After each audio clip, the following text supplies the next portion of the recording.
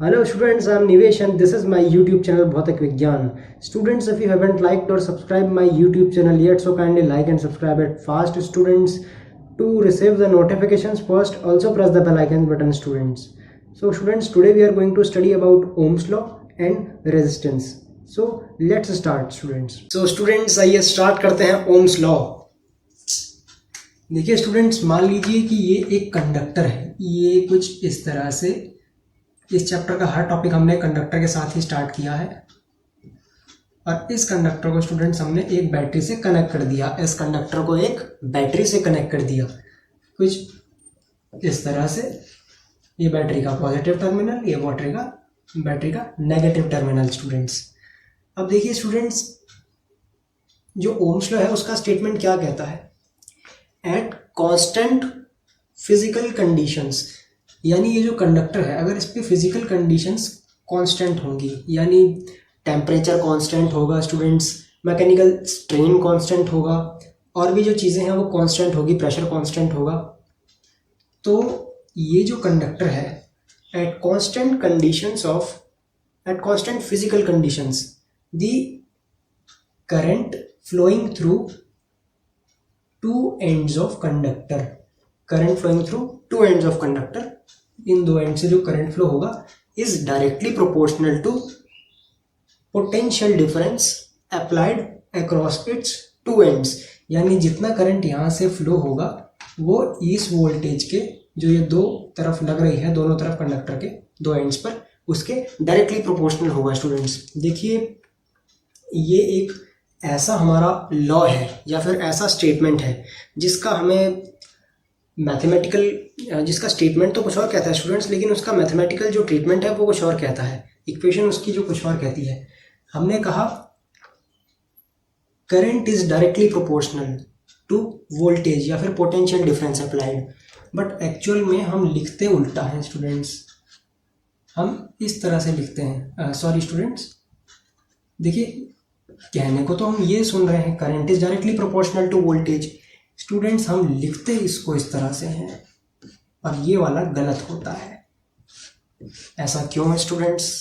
देखिए अगर प्रैक्टिकली इसको समझा जाए तो जब भी आप ओम्स लॉ वेरीफाई करेंगे या जब भी आप कोई वोल्टेज किससे नापी जाती है हमारी वोल्ट मीटर से और करंट एमीटर या गैल्वेनोमीटर से स्टूडेंट्स, तो जब भी आप वोल्ट मीटर और अमीटर को कनेक्ट करते हैं उसमें आप देखेंगे कि जो आपने सेल कनेक्ट किया तो जो वोल्टेज की नीडल है आपकी वो पहले डिफ्लेक्ट होगी और करंट की बाद में।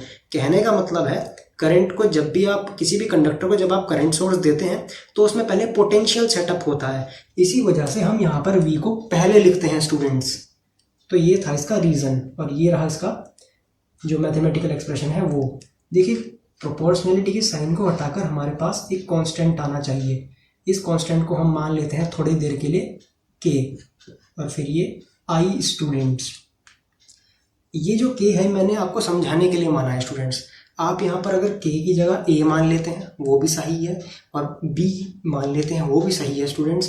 C D F J alpha beta gamma जो मानना है मान लीजिए स्टूडेंट्स, लेकिन फिजिक्स कहती है, फिजिक्स ने जो डिसाइड कर रखा है इसके लिए यूनिवर्सल सिंबल हमारा डिसाइड कर रखा है स्टूडेंट्स और उसको हम कहते हैं R। तो स्टूडेंट्स ये जो प्रोपोर्शनलिटी कांस्टेंट है ये रेजिस्टेंस होता है, कंडक्टर का जो रेजिस्टेंस होता है। रेजिस्टेंस क्या होता है इस पर अभी हम चर्चा करेंगे स्टूडेंट्स, पहले इसको अच्छे से समझ लेते हैं। इसको हम कहते हैं रेजिस्टेंस स्टूडेंट्स। ये होता है करंट इन द कंडक्टर और ये होता है potential difference applied across conductor. तो ये था स्टूडेंट्स हमारा ओम्स लॉ। अब सवाल ये है मैंने यहाँ K क्यों लिखा था, वो सिर्फ आपको समझाने के लिए था स्टूडेंट्स कि अगर आप यहाँ K भी लिख देते हैं और इज इक्वल टू में V की जगह ये V/I ले आते हैं तो जो K की डायमेंशन है, यूनिट्स हैं वो सेम रहेंगी, चाहे आप यहाँ A लिखें B लिखें सेम रहेंगी, ये समझाने के लिए सिर्फ। लेकिन यूनिवर्सल जो सिंबल है उसको हम R से, रेजिस्टेंस को R से डिनोट करते हैं। तो स्टूडेंट्स ये था हमारा ओम्स लॉ। अब देखिए स्टूडेंट्स यहाँ पर ये मैं जो बना रहा हूं इसको हम कहते हैं ग्राफ ऑफ ओमिक रेजिस्टेंस। जो ओमिक रेजिस्टेंस होती है उसका ग्राफ, और उसका जो ग्राफ होता है स्टूडेंट्स ये V I, V I graph भी इसको कहते हैं, ये इस तरह का होता है स्टूडेंट्स, इसको हम कहते हैं वी आई ग्राफ। देखिए स्टूडेंट्स, ओम्स लॉ का एक सबसे बड़ा ड्रॉबैक ये है कि जब आप किसी कंडक्टर को कंटिन्यूसली करंट सप्लाई करते रहते हैं तो स्टूडेंट्स उसमें टेम्परेचर बढ़ जाता है, और जो आपका ये कर्व है, एक्चुअली ये जो लाइन है ये कर्व में बदल जाती है कुछ इस तरह से। स्टूडेंट देखिए, जाना तो इस तरह से चाहिए था, लेकिन स्टूडेंट्स ये चले जाता है थोड़े देर बाद इस तरह से, और ये जो होता है ये भी आई है यहाँ पर और ये वी है। तो ये स्टूडेंट्स होता है हमारा ओमिक पाथ या ओमिक रेजिस्टर।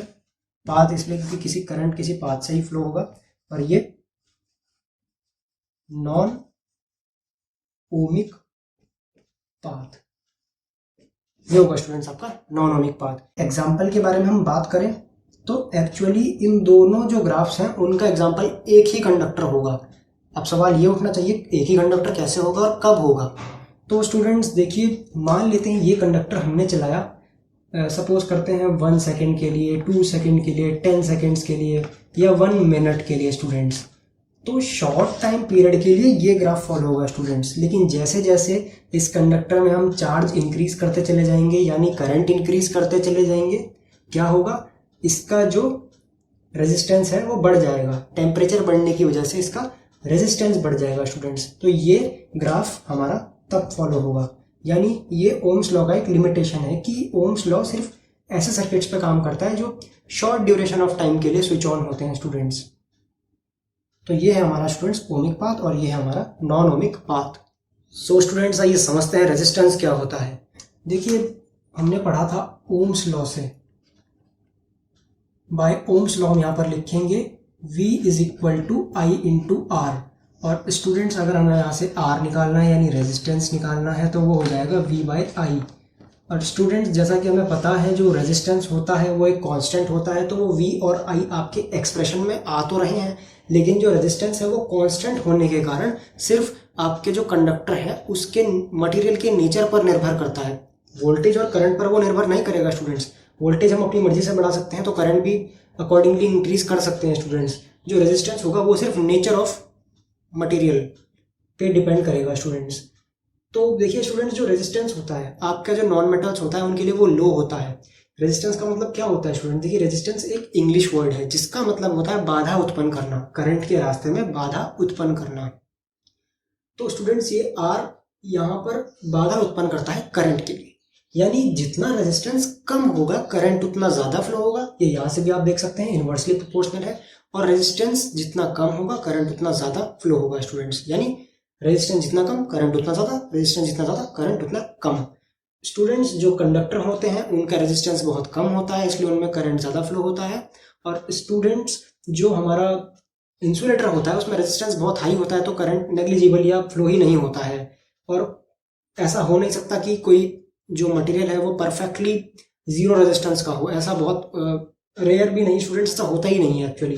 देखिए ये जो आर है यहाँ पर इसकी यूनिट क्या होनी चाहिए, देखिए इसकी जो यूनिट होगी स्टूडेंट्स वो क्या होगी, यूनिट स्टूडेंट्स आर की जो यूनिट है यहाँ से हम निकालें तो वो हो जाएगी हमारी V यानी वोल्ट, A यानी एम्पियर, और इसको हम कहते हैं वोल्ट पर एम्पियर को हमने नाम दे रखा है स्टूडेंट्स OHM। इसको रिप्रेजेंट करते हैं ग्रीक लेटर ओमेगा से, और इसको हम कहेंगे स्टूडेंट्स वोल्ट पर एम्पियर।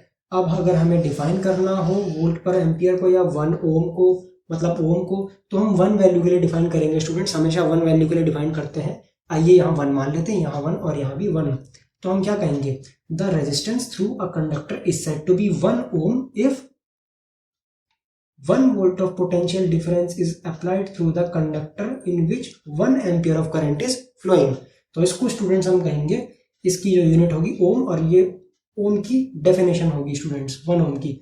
अब देखिए स्टूडेंट्स और क्या चीज है इसमें, मेन जो कंसेप्ट है वो रेजिस्टेंस का ये है कि वो उत्पन्न कैसे होती है स्टूडेंट्स, रेजिस्टेंस होता कैसे है, क्यों स्टूडेंट्स, ये रहा एक कंडक्टर, और इसको हमने कनेक्ट कर दिया बैटरी से। जैसे ही हमने इसे बैटरी से कनेक्ट किया, हमारे जो इलेक्ट्रॉन्स है वो इसमें फ्लो होने लगे। अब जैसे ही इसमें इलेक्ट्रॉन्स फ्लो होंगे स्टूडेंट्स, ये गया, ये गया, ये गया, ये इलेक्ट्रॉन्स इधर को जा रहे थे स्टूडेंट्स। लेकिन क्या हुआ कि आपको पता है कि पॉजिटिव जो एटम्स होते हैं उनके साथ इलेक्ट्रॉन्स कोलाइड कर जाते हैं। तो मान लेते हैं, सिर्फ मानना है, 90 to 95% जो इलेक्ट्रॉन्स हैं वो ही यहाँ पर पहुँचे, बाकी 5% कोलाइड हो गए। मानना है सिर्फ 5% कोलाइड हो, ऐसा फिक्स नहीं होता है, हर मटेरियल के लिए डिफरेंट होता है। कॉपर के लिए अलग होगा, निकल के लिए अलग होगा। तो स्टूडेंट्स कुछ 5% जो इलेक्ट्रॉन्स यहाँ पर लॉस्ट हुए वही कारण होते हैं हमारा रेजिस्टेंस का, या उन्हीं को हम रेजिस्टेंस कह देते हैं स्टूडेंट्स। तो स्टूडेंट्स अब आप समझ गए होंगे कि जो रेजिस्टेंस होता है वो क्रिएट क्यों होता है। स्टूडेंट्स ये था हमारा आज का टॉपिक, और उम्मीद करता हूँ मैं आपको कि ये टॉपिक आपको समझ में आया होगा। तो स्टूडेंट्स अगर आपको आज का वीडियो समझ में आया हो तो लाइक, सब्सक्राइब एंड शेयर भौतिक विज्ञान। और स्टूडेंट्स अगर आपको नोट्स चाहिए, न्यूमेरिकल्स चाहिए, इस चैप्टर के हों या किसी भी चैप्टर के हों, तो मैं डिस्क्रिप्शन में अपना टेलीग्राम ग्रुप का लिंक दे रहा हूँ स्टूडेंट्स, उसको ज़रूर ज्वाइन कीजिएगा। Thanks for watching my YouTube channel, students.